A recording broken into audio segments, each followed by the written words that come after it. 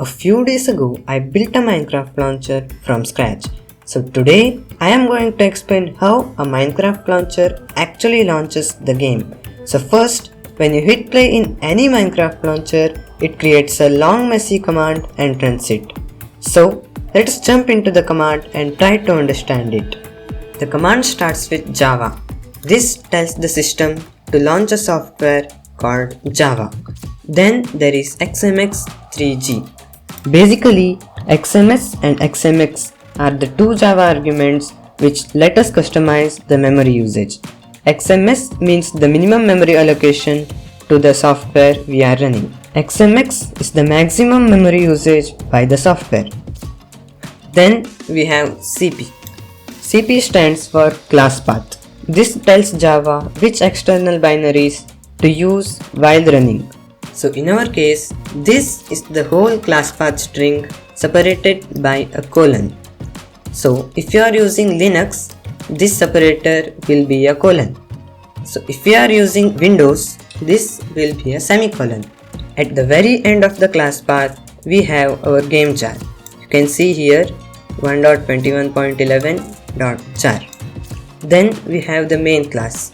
This is where the main class exists in this whole class path list. This line you are seeing is telling Java which is the first program to run in this whole class path. Then we have Minecraft specific arguments such as username, UUID, access token, version, game directory, asset index and user type. Username is the username of the player, UUID is the UUID of the player, access token is I don't know what it is, version is the current version we are running, game directory tells Minecraft where the saves are located, asset directory tells Minecraft where the assets are located, asset index tells that which is the specific asset index to use, and user type I don't know. So now let's jump into the terminal and test it. So this is the terminal.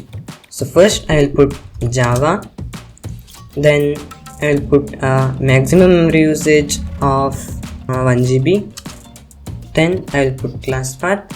Let me copy it from the file because I can't write it, and paste it. After that we will mention the main class net minecraft.client.main. Then I will put the username Active Studios. Then I will put the UUID. So first we have to type a 8 character string, then a dash, then 4, then 4, then 12. After the UID we will put access token, give it as 0, then we will put version, in our case version is 1.21.11, then we will put game directory which is Minecraft, then we will put asset directory Minecraft/assets, then we will put asset index to be 29, then I will put user type MSA. So now if I hit enter, Minecraft should launch.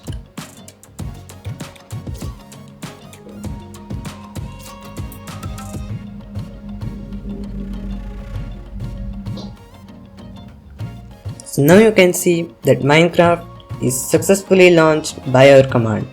Now we know how Minecraft's launch command works. Then all we need to do is automate the stuff. So in the next video I am going to give a tutorial on how to actually code the launcher so it generates the command dynamically. If the video is already out, you will see it on your screen right now. If not, make sure to subscribe so you don't miss it. Thanks for watching.